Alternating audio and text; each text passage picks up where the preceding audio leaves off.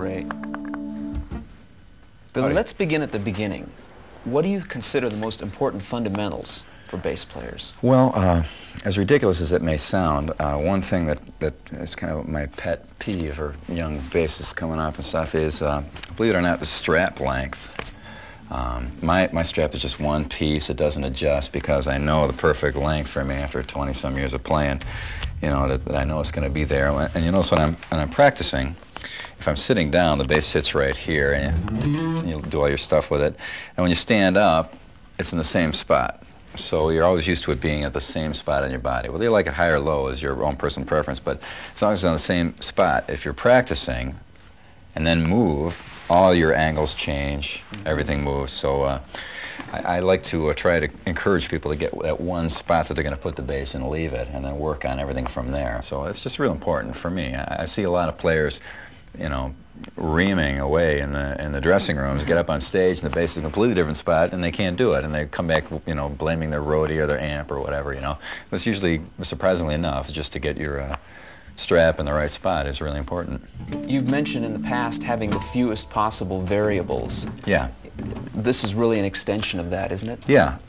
It's the first variable, really, where the bass is.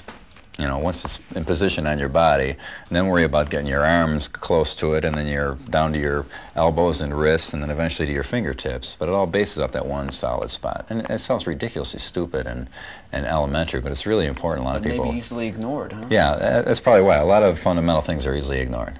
What about things like action and the feeling of the fingers on the strings? How should you adjust your action ideally for optimum performance? Well, it's hard for a beginning player because they don't know what's right or wrong yet because they haven't had the experience of doing it. But I generally set my action to the point where it buzzes and then lift it up from there, down to where it buzzes and lift it up from there. If you can get a good repairman, he can hone your neck down and do a job on your frets, so you can get the action really low and have it not buzz at all. But I get it pretty low, and then again, as I said, raise it up so it's not flopping around and buzzing, because it's a happy medium. You can set up the bass for perfect studio tone where you get no buzz or rattle at all. Or for me, it's pretty ratty all the time because I'm more of a live player, of course, than a studio player. So mine is a little buzzy and rattling, but I personally prefer that because like Chris Squire's tone and Roundabout, that grind and grunge is great. You know, that's you know, you hear some character in there, some noise. To me, you know, playing a rock and roll band is about as far from perfection as you could get. So you know, a little noise actually adds to it, I think. What about string spacing, the distance between the strings? Well, it's pretty, for action. Usually they're not very adjustable, but I wish companies would stick with standards. There should be a basic Fender and a basic Gibson spacing, because that's the two basses that pretty much started out everything. So as a matter of fact, on this bass here, the Gibson spacing you can see is you know, the strings are outside of its spacing. That's the standard Gibson spacing. Where the Fender spacing, where these DiMarzio pickups are made, you know, they're right in on that. So it's a little off on here. But wider spaced strings give your fingers a chance to get in between if you're a finger player. It's real important. Right. Now, what about string tension itself?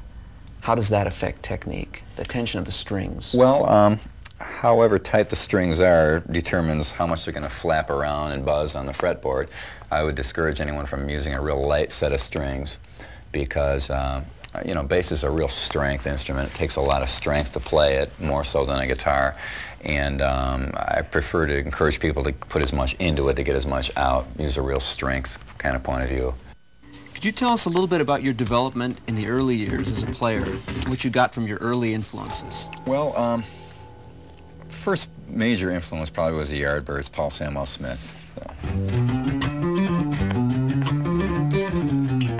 Great bass solos, great bass tone. I forgot the idea for the EVO style pickup. Super deep low end. I'm a Man, having Rave Up with the Yardbirds, totally great playing. One of the early prototype heavy bands too. Oh yeah, totally great. Real metal, if you wanted to call it that metal and mono, I guess you'd call it. But it was great.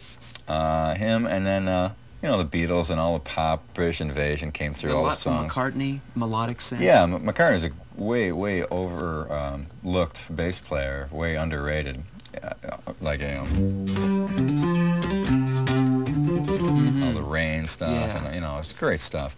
Really cool, great tones too. Really built the band, and a lot of what you see now in bass players for the whole song, it's just really, bass just wasn't like that back then. Motown, Jamie Jamerson, all over the place.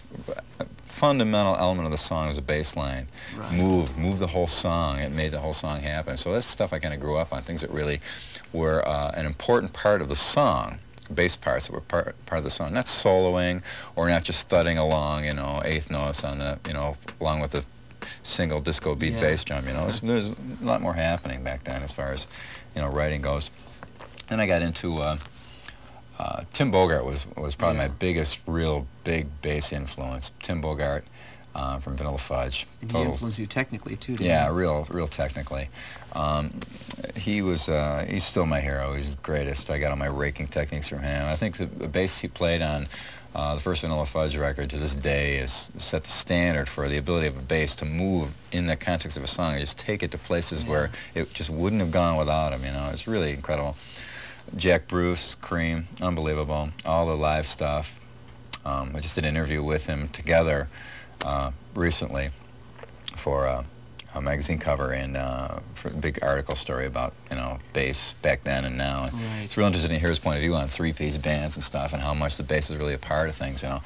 That's what I identify a lot with what he said. Oh, absolutely. That? We were like right on the money, both kind of same thing. It was pretty cool. And he had a great voice and a great songwriter.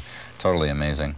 John Entwistle, Chris Squire, you know, you name them. Did the sound of Roto Sounds come from Chris Squire? Yeah, Chris Squire. Well, actually, it came more from John Entwistle, I think, for me. But when Chris Squire came out, he popularized it for everybody, that grinding bass tone. Totally cool. He was a great player. A guy in my neighborhood that started me playing bass, Joe Hesse, he actually gave me my first set of Roto Sounds, a used set off his bass, and once I tried it, like back in 1971, I think it was, once I put them on, I couldn't try anything else again, you know, so that was how long I've been playing them. So that's kind of where that tone came from. But and other than that, you know, Jocko, and then everything, you know, Oscar Peterson piano, I used to listen to a lot, Sonny Rollins, jazz sax player, Herbie Mann. Yeah. Frank Zappa. Frank Zappa heavily, all my 7/4 and 5/4, learning odd time signatures, and he was the king of that, you know, so I learned a lot. I can, you know, from memory, sing you, you know, his whole first 10 records, you know. Me and Steve Vai on the tour bus on the first Dave tour, we could sing every Frank Zappa song there was, with every little nuance. It was funny. So we learned a lot of that, and it's about everything. Anything in music is an influence.